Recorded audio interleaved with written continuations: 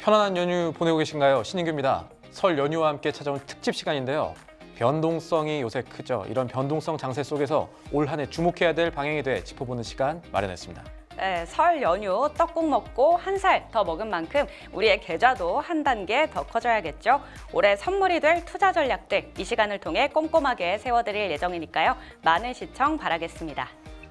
도움 말씀에 염승환 LS증권 디지털 영업본부 이사 나오셨습니다. 네, 그리고 이희권 메리츠증권 광화문 프리미어센터 지점장도 함께할게요.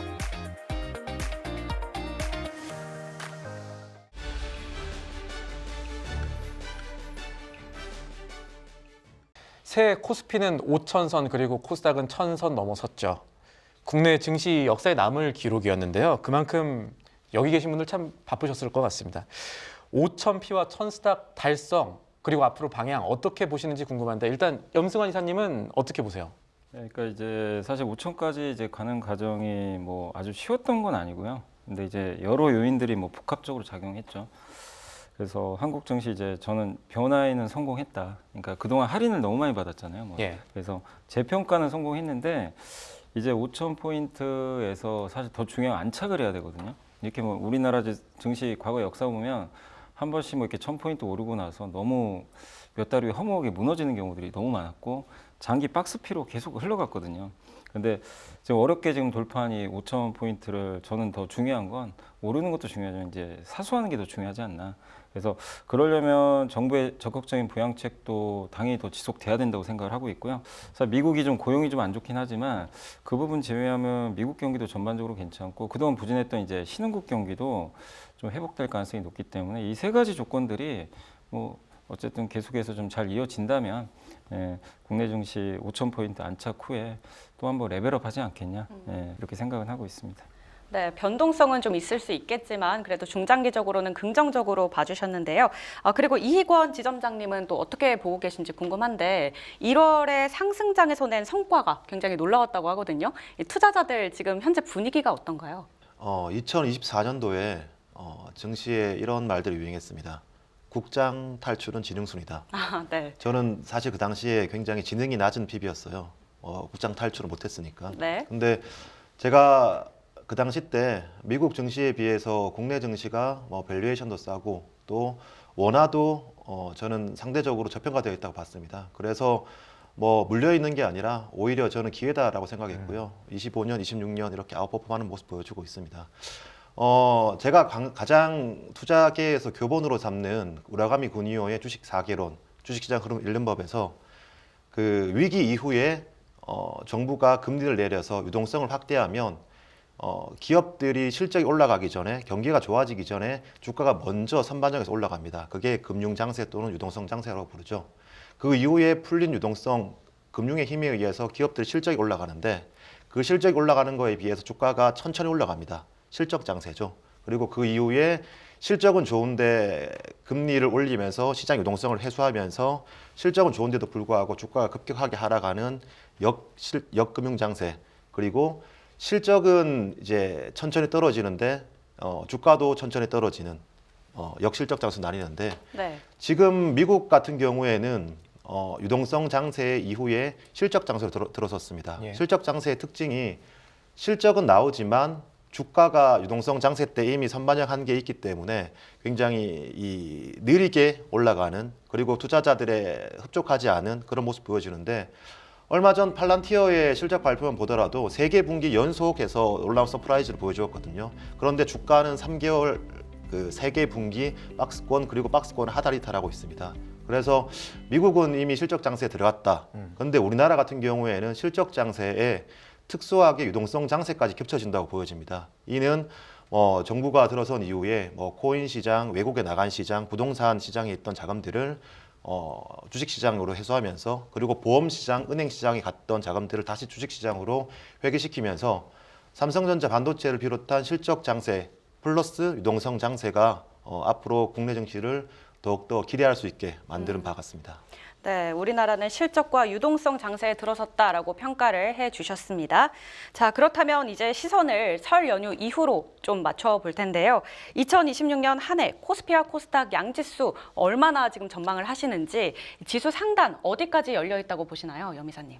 네, 이거는 참 어렵죠. 이제 어디까지 네. 갈지 저도 알 수는 없는데 사실 이제 아까도 뭐 잘 말씀해 주셨지만 일단 지금은 실적 장세 같아요. 실적이 워낙 지금 좋죠. 근데 이제 물론 유동성도 좋아요. 좋은데 아직 뭐 개인 투자자분들 일부 뭐 코스닥의 포모도 있었지만 사실 이번에 코스피가 올라간 건 철저하게 이익 기반입니다. 예. 워낙 지금 코스피가 이익 추정치가 가파르게 오르다 보니까 좀 무서울 정도예요. 그래서 지금 코스피가 뭐 5천선 기준으로 보면 PER이 지금 10배가 안 되거든요. 10배가 좀 안 되니까 굉장히 싼 편이고, 그래서 한번 이제 계산을 해봤더니 물론 이제 이 이익 추정치 매주 바뀌니까 그건 좀 감안하셔야 되겠지만 코스피 저는 좀 고점 한 6,300 정도로 좀 보고는 있어요. 이제 이유가 뭐냐면 코스피 30년 평균 PER이 한 9.8배 정도 될 거예요. 9.8배인가 한 10배 정도 되는데 그걸 이제 감안해서 이제 보통 표준 편차라고 하는데 우리가 이제 평균에서 얼마나 멀어졌냐. 예. 그래서 보통 이제 표준 편차 1, 2 이렇게 나누는데 1 넘어가면 이제 조금씩 비싸져요, 실제. 비싸지고 2 넘어가면 이제 굉장히 비싸지는 거죠.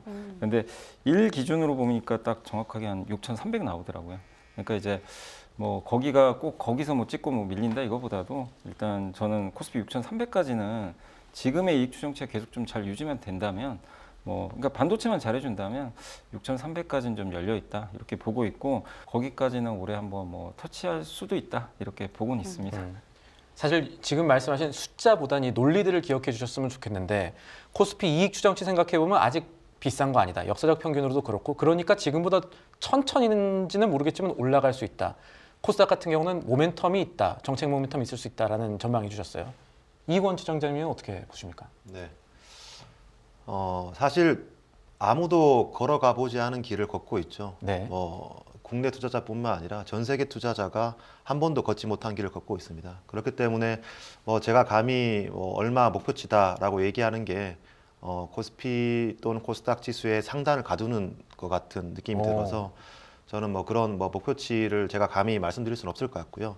다만 뭐 중요한 건 그 지수 플레이보다는 이제 지금은 이제 섹터와 종목에 조금 더 집중을 해야 될 때다라고 보고 있습니다.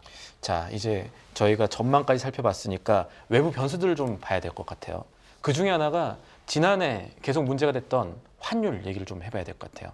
올해 환율, 사실 전망이라기보다는 올해 환율을 알려면 뭐를 우리가 좀 알아야 되냐, 어떤 것들을 우리가 변수로 생각해야 되냐, 이게 궁금하거든요. 어떤 게 있을까요? 근데 사실 환율은 이제 결국 달러죠. 달러 가치가 어떻게 된 그게 좀 제일 중요한데 달러가 약했어요. 굉장히 약했죠. 약했는데 환율이 올라가는 거는 사실 기존에 볼 수 없는 사이클이죠. 그렇죠. 예, 그러니까 이것도 사실은 우리가 본 적 없는 사이클이다 보니까 굉장히 좀 어려울 수밖에 없는데 뭐 이제는 결과 다 아시잖아요. 왜 올랐냐면 이제 수급이죠. 수급으로 올랐던 거고. 그러니까 나가는 돈이 많았죠. 누가 나갔느냐? 개인 투자분들 또 뭐 연기금도 마찬가지고 기업들도 지금 환율의 문제는 결국 이제 내국인 투자들의 해외 주식 매수라든가 이런 것들이 좀 워낙 많았죠. 예. 그래서 결론적으로 그게 좀 꺾인다면 이제 환율 전망도 되게 쉬워지거든요. 예. 그래서 정부가 지금 그런 정책 내놓고 있잖아요. 아까 말씀드린 달러 예금 금리 또 크게 인하시켜 버렸고 4월부터는 또 세계 채권 지수 들어가요, 우리가. 예. 그러면 당시에 이제 세계 채권 지수가 예전에 원래 작년 하반기에 이제 편입이 돼야 되는데 늦어졌잖아요. 그때 환율이 20원 튀어버렸어요.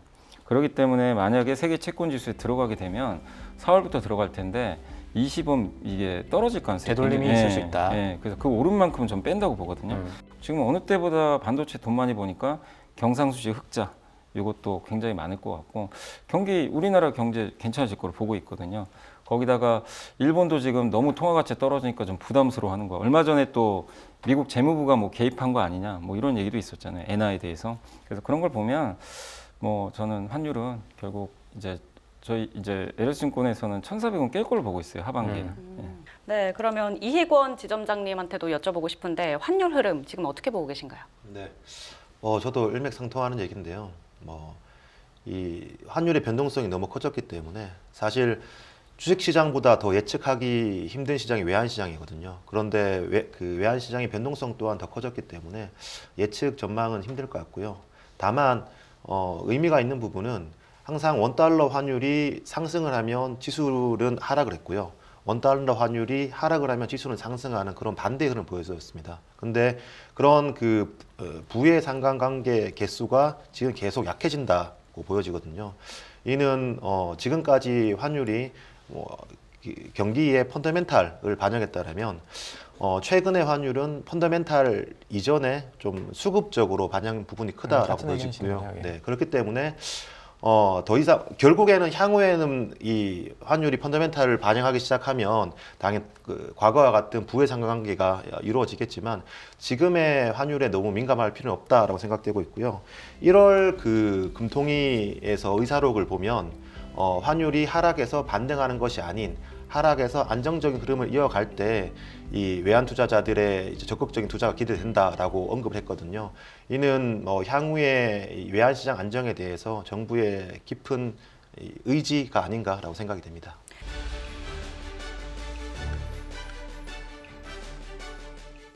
지금부터는 이제 본격적으로 업종에 대한 얘기 나눠보도록 하겠습니다. 네, 저희가 성장주로 묶이는 업종에 대해서 두 분께 미리 전망을 좀 여쭤봤거든요. 먼저 염승환 이사가 예측해주신 성장 섹터 전망부터 함께 확인해 볼까요? 네, 긍정적으로 보신 섹터가 꽤 많은데 반도체와 바이오, 로봇, 조방원 그리고 스테이블 코인을 좋게 보셨네요. 네, 다음으로 이희권 지점장님의 섹터 전망도 좀 확인해 볼까요? 이건 지점장님의 성장주 보면은 반도체, 바이오, 우주항공, 원전 방산 긍정적으로 보셨고 2차 전지와 스테이블 코인 이쪽을 조금 부정적으로 보시는 것 같아요. 일단 이 전망들 확인하면서 얘기를 해보죠. 먼저 염승환 이사님, 반도체 섹터를 긍정적으로 보셨네요. 이거는 삼성전자, SK 하이닉스가 지금도 실적 잘 나고 너무 좋았는데 주가도 많이 올라가는데 더 갈 수도 있다라는 얘기가 되는 건가요? 네, 저는 뭐 아직 끝나진 않았다고 좀 생각을 끝나지 하고 않았다. 있어요. 그러니까 정말 이번에도 그러니까 작년에도 그랬죠. 작년에도 반도체가 여러 번의 고민이 있었는데 제일 항상 이제 그거였어요. 빅테크들 실적 발표할 때마다 야, 저렇게 많이 투자하는데 저거 언젠가 줄이는 거 아니야? 돈은 언제 벌지? 그 소음이 계속 나왔거든요, 사실 작년에도. 근데 이번에 이제 올해 들어와서도 최근에 이제 또 빅테크들이 한 번 다 일제히 실적 발표를 했죠. 놀라운 건 그 자본 지출이 우리 상상을 초월할 정도로 또 더 증가하고 있어요. 근데 예. 이제 미국 시장에서는 그걸 우려하죠. 너무 투자 많이 한다. 저거 언젠가는 줄일 것 같고 저걸로 돈 버는 건 메타밖에 지금 검증이 안 됐는데 이거 너무 위험한 거 아니냐. 막 이런 이제 얘기들은 나오지만 사실 그들이 왜 그런 투자를 하겠어요. 그만큼 지금 AI 선점도 해야 되고 데이터 센터도 깔아야 되고 이 AI 시장이 정말 우리 그냥 뭐 저도 그렇죠. 제가 감히 상상할 수 없는 정도의 지금 크기로 커지고 있다는 거거든요. 그래서 그런 실무에서 일하는 그 미국의 빅테크들이 그런 지출을 했다는 거 우리가 그걸 인정을 해야지. 야, 저거 너무 오버하는 거 아니야? 저거 좀 너무 심한데? 꺾이겠지. 뭐 저희가 그런 얘기해서 뭐 하겠습니까, 사실. 그냥 그거 있는 그대로 받아들여야죠. 예. 그래서 저는 앞으로도 지출이 줄 거라고 보지는 않고요. 계속 늘어날 수밖에 없다. 그래서 언젠가는 지출은 줄겠죠. 언젠가는 투자라는 건 영원할 수는 없기 때문에. 근데 아직까지 AI 사이클은 계속 이어지고 이제 학습에서 추론, 특히 추론은 메모리 시장이 엄청 커지거든요. 그래서 지금은 연산의 시대가 아니라 메모리 시대로 바뀌었어요. 그래서 메모리 시대가 이제 딱 6개월밖에 안 지났습니다. 그러니까 우리가 딱 생각할 때는 주가 너무 오르니까 예. 삼성전자 3배 올랐잖아요. 맞아요. 그러니까 한 2년 오른 것 같아요. 딱 느낌이. 근데 겨우 삼성전자 언제 올랐냐면 9월부터 올랐어요. 실제로. 그러면 몇 달 지났죠. 이제 5달인데 보통 저기 신한투자에서 나왔던 보고서 보니까 주도주가 그 생명력이 보통 유효기간이 얼마냐면 18개월 걸린대요. 예. 보통 이제 과거 사이클 보니까. 그럼 마이크론이나 삼성전자 하이닉스 이제 6개월 지났는데 특히 삼성은 제일 못 올랐었으니까 그동안 그걸 본다면 너무 우리가 올랐던 그 가격 때문에 야, 이거 이제 유효기간 다 돼가는 거 아니냐 뭐 그렇게 생각하는 것보다는 네. 아직도 유효기간 많이 남아있고 근데 그거보다 중요한 게 이 사이클이 언제까지 이어지냐 그걸 봐야 되는데 여전히 공급은 뭐 늘어날 기미는 안 메가 보이고 사이클 얘기 나오고 있고. 예, 그리고 수요도 우리가 걱정을 많이 했어요, 사실은. 근데 우리 생각보다 수요가 제가 100을 생각했다면 200이 나와 버리니까. 그래서 나중에 그것도 나올 것 같아요. 2중 주문, 3중 주문, 일각에서 5중 주문 막 이런 얘기도 나오는데 어쨌든 좀 메모리는 구하고 싶어도 구할 수 없는 그런 좀 희귀 상품이 좀 돼버려 가지고 그 공급 병목이 꺾이기 전까지는 계속 좀 우상향하지 않겠냐 이렇게 생각하고 있습니다. 네, AI 사이클로 여전히 반도체 업종에 대한 긍정적인 의견 주셨고요. 이희권 지점장님도 마찬가지로 반도체 긍정적으로 보고 계셨는데 또 다른 섹터 바이오를 굉장히 좋게 보고 계십니다. 아무래도 바이오는 종목별 옥석 가리기가 굉장히 중요한 섹터인데 여기서 어떤 분야에 또 어떤 종목에 지금 주목을 하고 계신가요? 네. 2015년도에 한미약품이 글로벌 라이센스 아웃을 시작하면서 제1세대 이제 제약 바이오 붐이 발생했습니다. 네. 근데 그 당시 때는 기업 실적보다는 기대감 그리고 처음으로 대형 라이센스 아웃을 했기 때문에 과연 이게 뭔가라는 의구심이 많았는데 이후에는 숫자로 보여주지 못했어요. 하지만 지금 10년이 넘는 시간이 지났죠. 바이오텍들 중에서도 실제로 숫자로 보여주는 기업들이 많아지고 있고요. 그리고 대표적인 국내 삼성바이오로직스라든가 셀트리온 같은 회사가 매 분기마다 YOY 높은 실적들을 보여주고 있습니다. 그리고 그 실적을 계속해서 투자로 이어가고 있죠.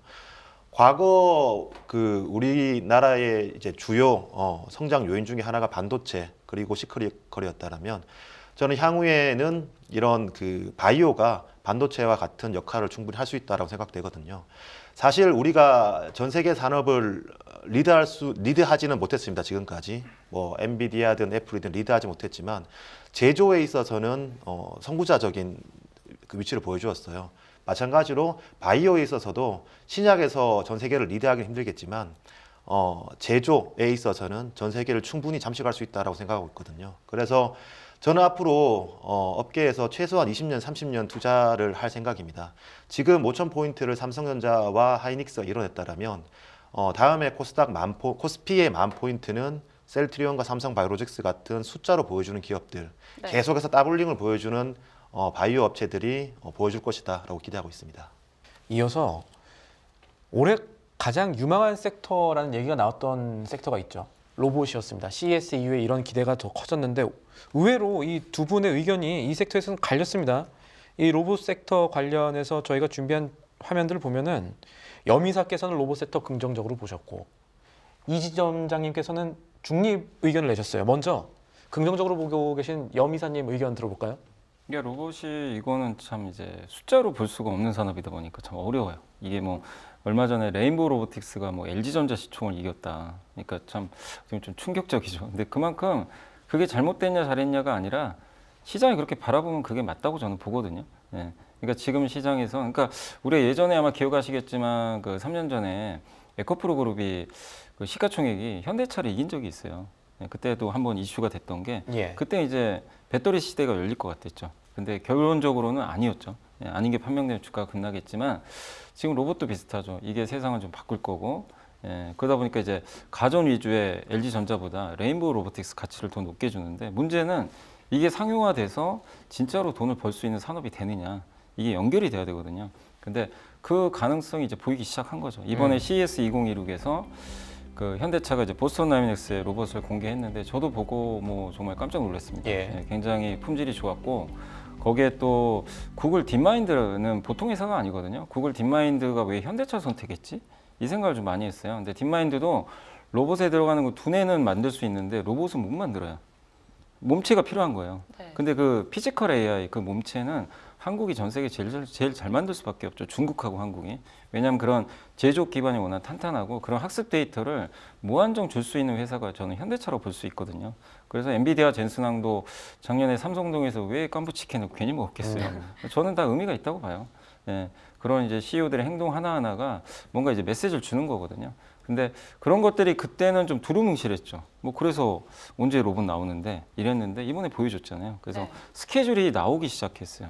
그래서 올해도 여러 아마 시험 뭐 자율주행카도 마찬가지고 거기에 또 28년도에 본격적으로 이제 공장에 투입해서 3만 대 양산도 할 거고 이런 스케줄 나오는 게 되게 중요합니다. 우리가 테슬라 주가를 전기차로 안 보잖아요. 근데 테슬라 일론 머스크가 로보택시 언제 나옵니다.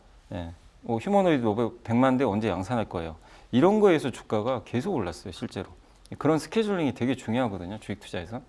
근데 그런 게 그냥 막연하다면 그냥 언제 할지 모르고 그냥 로봇 앞으로 휴머노이드 로봇이 대세래. 이거랑 어느 시점에서 이런 기업들이 이렇게 해서 몇만 대 양산하고 그다음에 인건비 얼마 줄여주고 이 데이터들이 요즘에 리포트에 다 나옵니다. 옛날엔 그렇게 구체적으로 안 나왔거든요.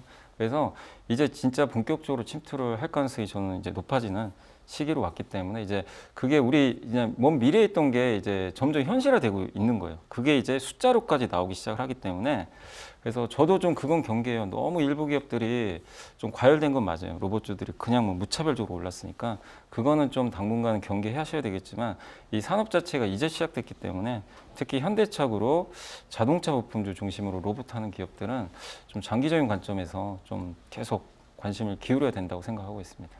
네, 여미사님께서는 로봇주 긍정적으로 보셨는데 지점장님께서는 지금 다른 의견을 주셨거든요. 그 이유가 좀 궁금합니다. 뭐 로봇에 대해서 간략하게 말씀을 드리면 로봇 섹터의 장점이자 단점이 밸류에이션 측정이 불가능하다라는 게 장점이자 단점을 생각하고 있습니다. 네. 로봇 그러니까 2023년도에 전기차가 정말 확대될 시기에 3, 4년만 있으면 모든 자동차가 전기차가 될 거라고 예상을 했습니다. 근데 지금 뭐 변화가 크게 없죠. 예. 근데 지금 뭐 4, 5년 뒤에 우리 가정용 로봇, 산업용 로봇이 다 우리 생활에 들어올 거라 생각하는데 저는 너무 향후의 미래를 당겨오지 않느냐라고 생각되고 있고 주식적으로 봤을 때 이 밸류에이션 측정이 안 된다라는 건 주가가 상승할 땐 좋은데 하락했을 때 받쳐줄 만한 그 밸류에이션이 없습니다. 그게 단점이기 때문에 그리고 지금 반대로 밸류에이션이 좋고 싼 종목들 대안이 있기 때문에 정말 좋은 산업이고 미래 산업이고 성장 산업이지만 좋은 주식일까에 대해서는 조금 고민을 해봐야 된다라고 보고 있습니다. 네, 이렇게 로봇 외에도 또 우주항공 쪽에서도 두 분의 의견이 좀 갈렸거든요. 여미사님께서는 우주항공에 대해서 중립 의견 주셨는데 반면에 이희권 지점장님은 좀 긍정적으로 보고 계시더라고요. 어떤 이유인지 아무래도 이 스페이스X 올해 좀 상장 기대감이 커졌기 때문이라고 볼 수 있겠죠? 우주 산업도 마찬가지입니다. 우주 산업도 정말 먼 미래죠. 당장 3년, 4년 뒤에 3년, 4년 뒤에 우리가 달에 갈 것 같고 관광을 갈 것 같고 스타링크가 다 깔릴 것 같은데 실제로는 그거 쉽지 않을 거거든요. 하지만 제가 로봇 산업과 우주 산업을 다르게 보는 이유는 우주 산업 같은 경우에는 정부 간의 헤게모니 싸움이 있습니다. 누가 우주를 먼저 점령하느냐에 따라서 이 향후 미래의 먹거리가 달라지기 때문에 네. 한 나라가 투자하면 다른 나라가 투자 안 하는 게 아니라 한 기업이 투자하면 다른 기업이 투자 안 하는 게 아니라 각 기업들 각 국가마다 헤게모니 점령을 위해서 투자할 수밖에 없습니다. 그리고 밸류에이션 측정은 불가능하지만 가장 큰 이슈 스페이스X 상장에 대한 이슈가 있기 때문에 이 시기를 기준으로 그 플레이를 할 수 있거든요. 때문에 같이 밸류에이션 측정이 힘들다라는 부분이 있지만 정부의 참여 그리고 시기별로 전략적 대응이 가능하다라는 차원에서 우주 섹터는 긍정적인 의견 유지하고 있습니다. 오늘 되게 유익하네요. 공방이 지금 한 차례 있었습니다. 지금 이 로봇 산업에 대해서는 긍정과 중립 생각해 볼 부분 주셨고 우주항공은 긍정적인 의견 주셨는데 여인선님은 중립이셨거든요. 의견을 한번 좀 여쭙고 싶습니다. 근데 저는 이제 우주도 저도 굉장히 좋게 봤었는데 이제 예. 요즘에 좀 과열된 것 같아요, 너무. 예, 뭐 스페이스X 상장 이슈로. 스페이스X가 상장하는 게 꼭 호재라고, 그러니까 지금은 호재죠. 상장하고 나면 미국 증시에도 별로 안 좋을 것 같고 공급이 많이 늘어나겠죠. 주식공 이게 시가총액 거의 한 지금 1,500조 얘기가 나오니까 보통 IPO 하면 이게 대형 IPO가 사실 시장이 좋은 건 아니거든요. 예, 왜냐하면 이제 공급이 늘어나니까. 근데 산업이 그만큼 커진다는 거니까 그런 점에서는 좀 긍정적인데 어쨌든 우주 산업도 좀 약간 먼 미래죠. 먼 미래고 뭐 데이터 센터 만든다고 하는데 저도 조사해봤지만 그게 진짜 지금 당시 현실성이 있나? 예, 너무 일론 머스크가 좀 너무 먼 얘기를 좀 앞당겨 하는 거 아닌가? 근데 거기에 이제 주가들이 워낙 유동성 좋으니까 반응한 것 같고 그래서 그걸 좀 말씀드리고 싶습니다. 네, 이렇게 두 분의 팽팽한 의견 들어봤고요. 지금까지는 성장주에 대해서 살펴봤다면 이제는 가치주로 좀 넘어가 보도록 할게요. 염승환 이사의 가치주 섹터 전망 함께 살펴볼까요? 네, 긍정 의견이 여전히 굉장히 많았습니다. 자동차 방금 말씀해 주신 자동차나 금융, 지주사, 철강 등을 꼽아 주셨고요. 이희권 지점장의 섹터 전망은 금융에 대해서 긍정 의견을 주셨고 그런데 가치주 나머지 분야에서는 모두 중립 의견을 주셨습니다. 자동차주 긍정적으로 보셨는데 이 상징성을 높게 보시는 데가 완성차일까요? 부품주일까요? 네, 아무래도 그냥 저는 이제 둘 다 섞여 있다고 보고 있고요. 근데 아까도 말씀드린 대로 사실 자동차 그냥 하나만 딱 본다. 그럼 그렇게 매력적이진 않죠. 이게 뭐 고성장하는 지금 산업도 아니고 여기도 지금 운명이 이제 잘못 대처하면 진짜 노키아 꼴 날 수가 있어요. 잘못하면. 예. 이제 노키아 뭐 어떻게 되는지 우리 운명을 알죠. 여기서 지금 완성차 중에 대응 안 하고 피지컬 AI로 못 넘어가면 몇 년 후의 미래는 저는 없다고 생각하거든요. 테슬라가 괜히 PER 200배 받는 게 아니죠. 예. 사실 굉장히 이제 고밸류 받는 것도 이미 피지컬 AI 이 이동의 준비가 다 끝난 기업이죠. 어떻게 보면 시간만 남은 거고 그걸 지금 현대차가 한번 보여주니까 5배 PER이 10배가 가버린 거예요.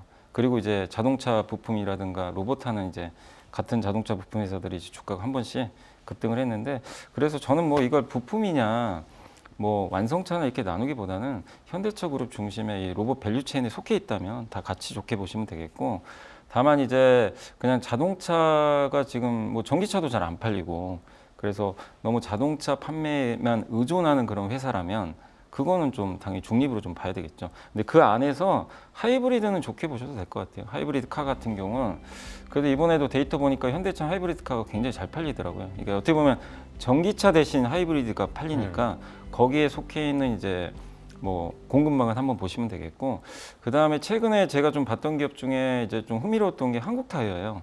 한국타이어도 되게 좀 가치 주죠. 좀 뭔가 노잼 주식 같고 네. 고루타분하고 이런데 제가 좀 숫자 보고 좀 놀랬던 게 뭐냐면 아 여기도 좀 성장주가 될 수도 있겠다. 어떤 내용이냐면 그 전 세계에서 지금 전기차 제일 많이 파는 데가 중국이잖아요. 근데 중국에도 물론 타이어 회사들이 있는데 중국 전기차에도 한국 타이어가 많이 들어가는 것 같더라고요. 근데 중국이 전 세계 전기차 수출 엄청 하잖아요. 그러면 중국이 전기차 수출할 때 수혜를 받을 수 있는 회사 중에 하나가 좀 한국 타이어 같은 거죠. 왜냐하면 이 한국 타이어 같은 경우는 그 전기차에 들어가는 타이어는 굉장히 고성능이거든요. 단가도 굉장히 높아요. 그렇기 때문에 어떻게 보면 우리가 자동차 내에서도 그렇게 뭔가 개별 기업별로 또 잘 분석만 하시면 그 안에서 성장률 찾을 수 있어요. 그러니까 자동차 업종 전체는 중립일 수도 있지만 뭐 이건 모든 뭐 가치주 다 비슷하다고 생각합니다. 사실 음식료도 저도 중립이지만 사실 보면 그 안에서 삼양식품 얼마나 성장했어요. 그러니까 그 섹터가 안 된다고 모든 걸 부정할 필요는 없고 예. 그 안에서 그러니까 이런 가치주는 또 잘 개별 기업 선정하는 게 좀 저는 좀 중요하다 이렇게 보고 있습니다. 알겠습니다. 이런 투자 아이디어 기억하면서 이익원 지점장님의 이 가치주 업종 전망으로 넘어가 볼게요. 심플했습니다. 이 중에는 긍정적인 곳이 금융밖에 없었어요. 왜 그렇습니까? 네. 저는 뭐 2, 3년 전부터 여기 한국경제TV에 출연했을 때 밸류업에 대해서 굉장히 가치를 높게 둔다라고 언급을 많이 드렸어요. 제가 뭐 정기적으로 출연 안 하지만 그 가끔 특집 방송에 출연해서 밸류업에 대해서 가장 탑픽으로 찍는데 사실 지금 5,000P에 달성한 게 저는 밸류업도 큰 역할을 했다고 봅니다. 우리가 뭐 대만이나 미국에 비해서 뭐 ROE, 뭐 영업이익률을 감안하더라도 배당 수익률을 감안하더라도 PER 레벨, PBR 레벨 면에서 굉장히 저평가를 받고 있었거든요.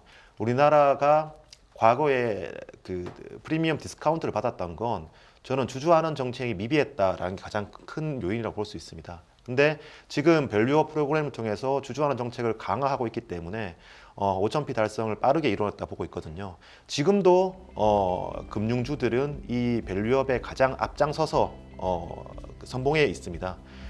대표적으로 은행주들 지금 실적 서프라이즈 계속 내고 있고요. 그 호실적을 다시 한 번 더 주주환원 정책 이어가고 있습니다. 그리고 보험주들, 그리고 증권주들 요즘에 뭐 아실 겁니다. 그 증권사에 전화 한번 하시면 30분, 1시간 동안 대기를 하셔야 돼요. 제가 PB를 지금 17년 정도 하고 있는데 17년 동안 가장 바쁜 시기를 보내고 있습니다. 그렇기 때문에 이 시장의 돈의 흐름 자체가 굉장히 빠르게 움직인다는 것 자체가 금융업종들에게 도움이 되고요. 그리고 주주환원 정책 자체가 밸류에이션 높인다. 그러면 결국 미래의 주가는 미래의 EPS 곱하기 밸류에이션인데 EPS와 밸류에이션이 함께 상승하는 금융주에 대해서 여전히 긍정적 의견 보고 있습니다.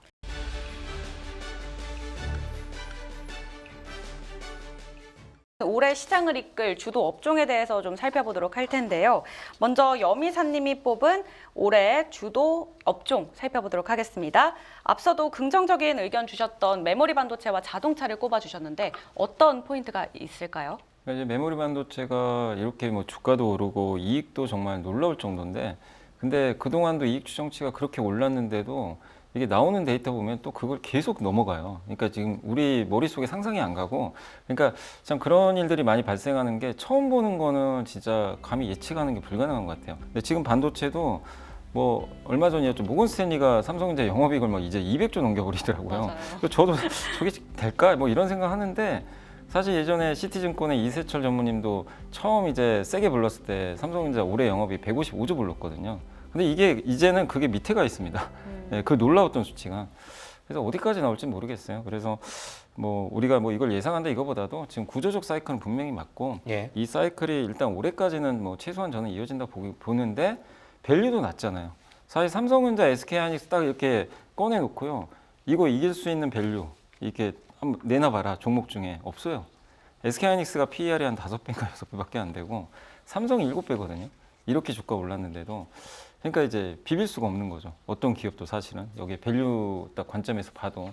그래서 메모리 반도체 여전히 저는 좀 괜찮게 보고 있고, 그리고 여전히 AI 경쟁은 또 해야 되니까 국가 차원에서도 마찬가지고, 많은 기업들이 이제 AI 못하면 다 도태되고, 그다음에 최근에 가장 화제됐던 것 중에 하나가, 저도 이게 참 보면서도 야, 좀 무섭기도 하더라고요. AI 에이전트끼리 서로 대화를 해요. 몰투, 보셨죠? 예, 예, 몰투. 얘기하신 거예요. 근데 예. 거기에 토큰 사용량이 장난이 아니거든요. 그런 일이 발생하면, 토큰 이렇게 사용량이 늘어나면 반드시 메모리 사용량이 급격히 늘 수밖에 없어요. 근데 그런 시대가 또 이제 새롭게 열리고 있는데, 감히 메모리 사이클을 여기서 우리가 뭐 얼마 갑니다, 이걸 예측하는 건 좀 무의미한 것 같아요. 그러니까 일단 열어놓자, 위를 예. 계속 열어놓고 보시고, 자동차는 이제는 정말 노잼 주식이었죠. 진짜 현대차 노잼, 맨날 PER 5배에 머물던 회사가 아니라 어쨌든 이제 보여줬어요. 저는 그게 중요하다고 생각해요. 시장이 안 믿었어요. 현대차가 로봇 안 한 거 아니었잖아요, 보스턴다이내믹스. 근데 이제는 믿기 시작했어요. 그게 이제 PER 10배로 갔고, 그래서 이 다음까지는 현대차가 이제 올해 여러 이벤트 통해서 뭔가 결과물들, 자율주행, 로봇에 대한 뭐 결과물들을 하나씩 내놓는다면, 이제 10배가 고점이 아니라 이 10배에 안착한 다음에 이제 중국 회사를 따라갈 것 같아요. 중국 회사들이 보통 PER 15배에서 아까 샤오풍이 50배 봤는데, 뭐 거기까지 간다는 건 아니지만 어쨌든 중국 업체들의 그 전기차 만드는 그 밸류에이션까지는 저는 어느 정도 도달할 수 있지 않을까. 물론 이것도 현대차가 잘해야 되겠죠, 당연히. 근데 뭔가 이제 투자들의 인식이 저는 바뀌었다는 게 되게 중요하다고 생각을 하거든요. 그래서 자동차도 여전히 괜찮다, 이렇게 생각하고 있습니다. 메모리 반도체, 자동차, 소위 말하는 이제 혈이 뚫렸다라는 관점에서 보자 정도로 이제 이해를 할 수 있는데, 이 내용 기억하면서 이익원 지점장님께서는 어떤 업종 보고 계신가요? 네. 저도 당연히 온픽은 반도체죠. 이 반도체 지금 시장에서 반도체를 포트에 편입 안 할 수는 없고요. 그리고 죽더라도 반도체에서 죽어야 되는 시장입니다. 네. 펀더멘탈적으로 보면 이 결국 반도체 가격보다 주가가 2개 분기 내지 3개 분기 정도 선행하죠. 그러면 반도체 가격에 영향을 주는 건 반도체의 수요와 공급입니다. 사실 수요는 뭐 서버, AI 뭐 굉장히 다방면이기 때문에 수요가 뭐 증가할 것이다, 하락할 것이다에 대해서는 경기이기 때문에 예측이 좀 힘들 것 같고요. 반면에 공급 같은 경우에는 수요 대비해서 그나마 예측하기가 수월합니다. 저희가 뭐 탐방을 많이 가보거나 필드에 있는 분을 인터뷰를 해보거나 그러면 공급에 대해서 어느 정도 전망해 볼 수 있는데, 지금 삼성전자, 하이닉스 26년 재고분에 대해서 26년 생산분에 대해서는 전부 다 부킹이 됐습니다. 오버부킹이 되었죠. 그러면 지금 투자하고 있는 공장들, 대표적으로 삼성전자는 P4라고 하는 평택 4공장 페이지 2와 페이지 4 지금 투자하고 있고요. 페이지 1과 페이지 3에 나오는 그 웨이프아웃 되는 것들은 전부 다 부킹이 됐습니다. 예. 그리고 하이닉스가 M16X, M16에 투자하는 메모리 웨이퍼들의 웨이퍼아웃은 27년도부터거든요. 그리고 삼성전자가 P4 공장에 투자한 페이지 2와 페이지 4에서 웨이퍼아웃은 내년 1월과 5월입니다.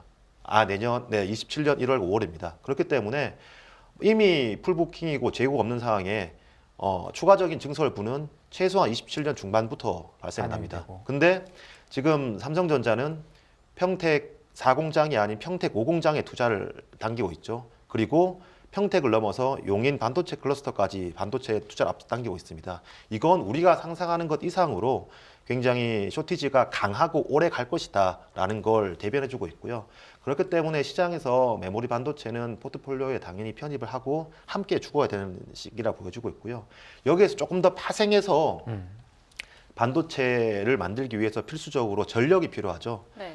2025년 12월 10일이었을 겁니다. 그 이재명 대통령이 주재한 K 반도체 그리고 AI 육성 토론회를 개최했었는데 그 당시 때 각 부처 차장관들 그리고 그 삼성전자에는 정영현 부회장 그리고 SK하이닉스에서 그 곽 사장님, 광무정 사장님 나오셔서 정말 열띤 대통령과 함께 열띤 토론했었는데 저는 이재명 대통령이 그렇게 이 반도체와 전력 부분에서 해박한 지식이 가지고 있었다라는 걸 저는 그 당시 때 알았어요. 그리고 거기서 굉장히 많은 투자 아이디어를 얻었거든요.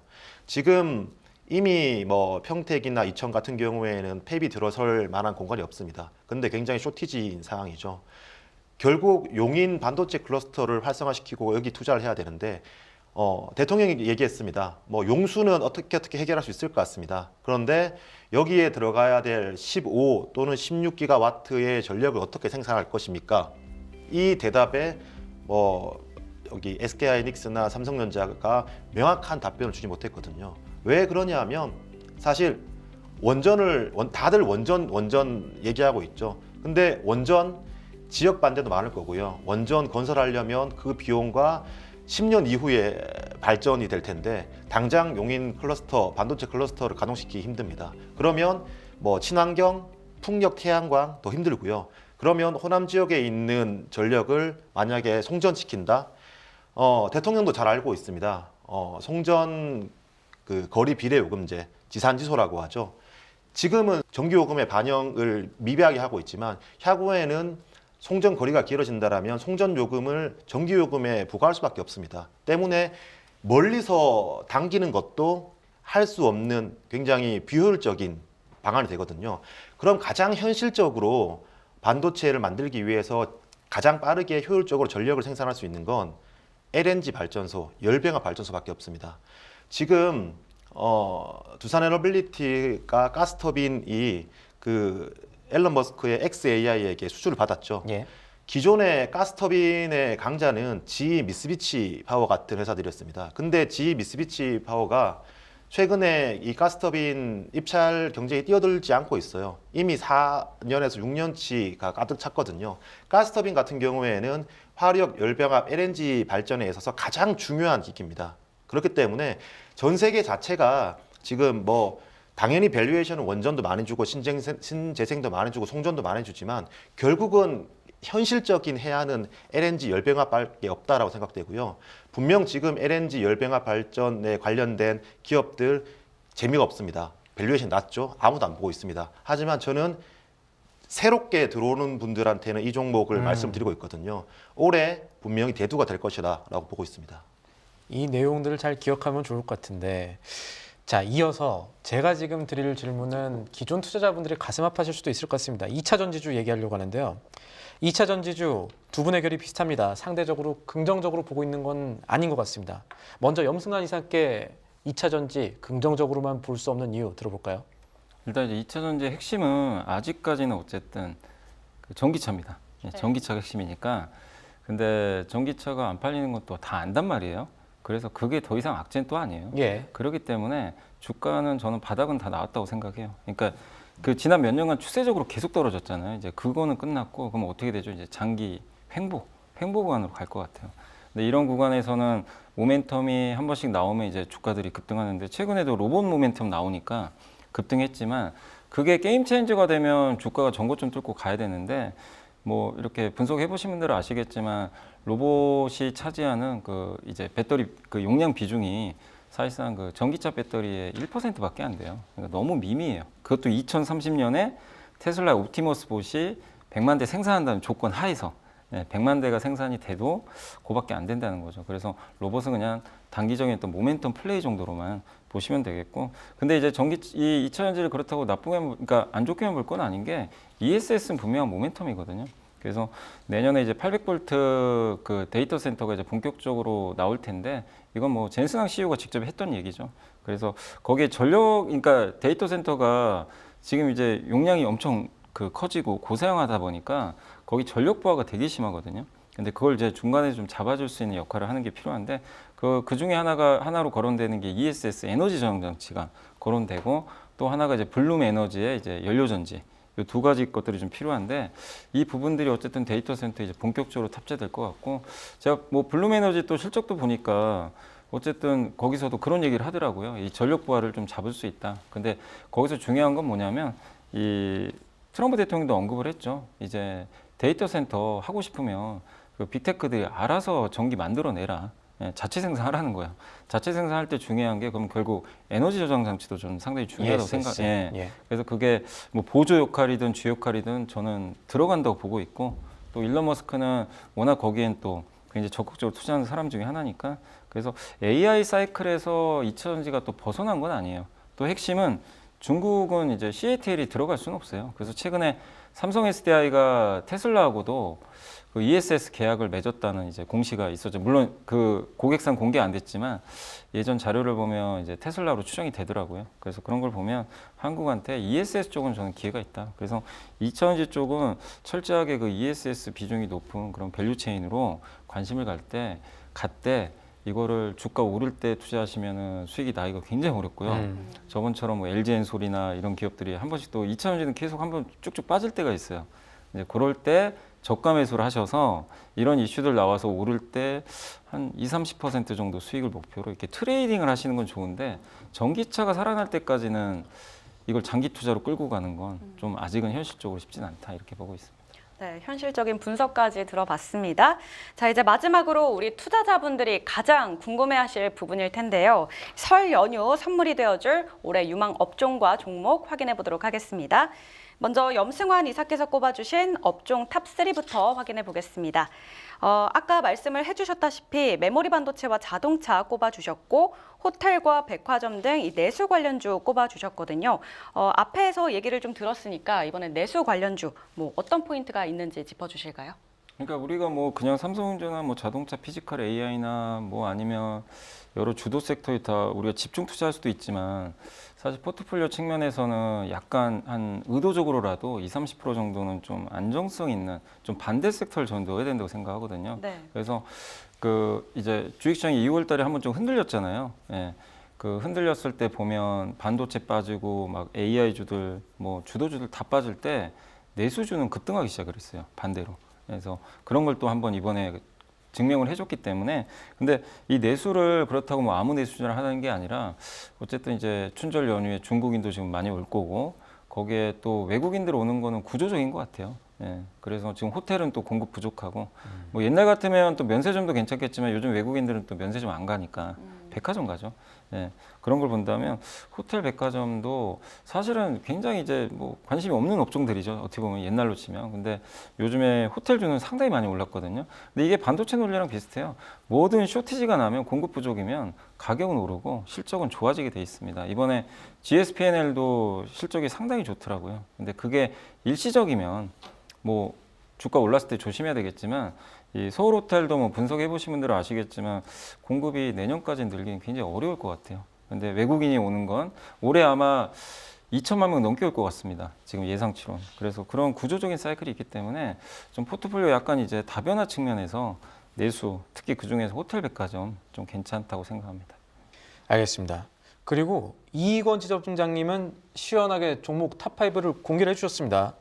이 탑5 픽 보니까 이원, 그리고 삼성전자, SK하이닉스 들어가 있고요.